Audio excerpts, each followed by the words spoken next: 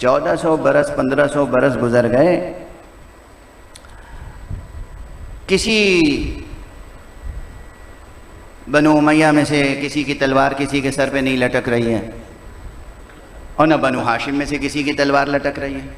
अब इस दौर में तो ज़मीर की आवाज़ पर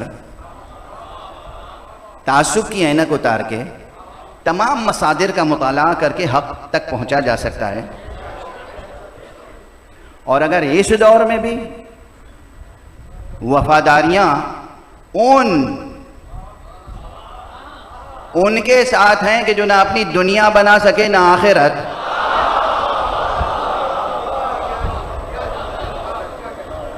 भाई दुनिया बनाने के क्या मानी है? दुनिया बनाने के क्या मानी है?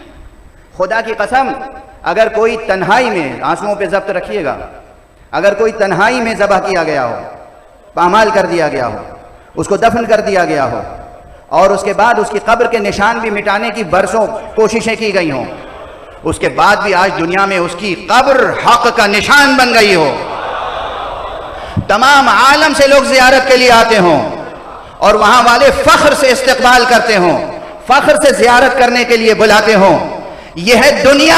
आखिरत क्या होगी?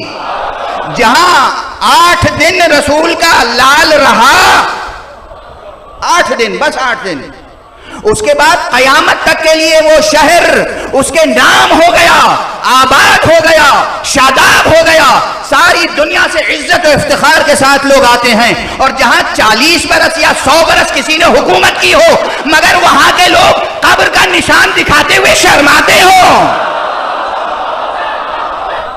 निशान कब्र बताते हुए शर्माते हों, इसके मानिए न दुनिया आप बना सके न आखिरत बना सके। ऐसों की वकालत करके आप क्या बना सकेंगे? बरिन अक्लो दानिश बेबायत गिरीस, होश हो तो खुद बैठ के 8-8 आंसू रोइए। ये अक्लो दानिश काम नहीं आएगी, ये अक्ल नहीं शैतानत है, ये इस्तिदलाल नहीं मकर है, ये इरशाद नहीं इफसाद है, ये इस्लाह नहीं फितना अंगेजी है। खुदा के यहां इसका हिसाब देना होगा।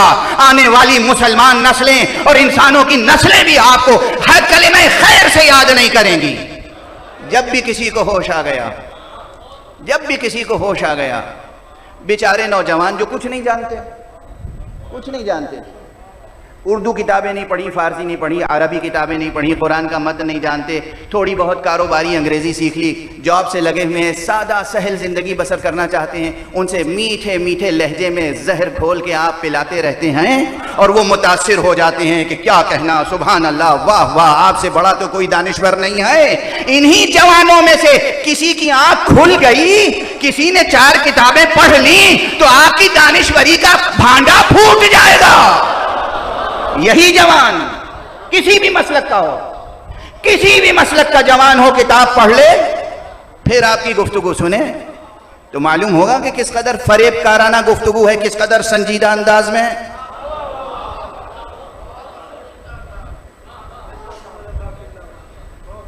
आपके पास दीन है ही नहीं,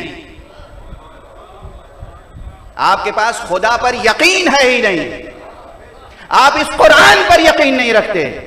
अगर कुरान पर यकीन होता तो सीरत मुस्तफ़ा और हदीस मुस्तफ़ा की मुखालिफत न करते। क्यों? 1-2 मौके पर नहीं, 1-2 बार बार कुरान मजीद ने मुस्तफ़ा और सीरत मुस्तफ़ा पर पाबंद किया है मुसलमान को।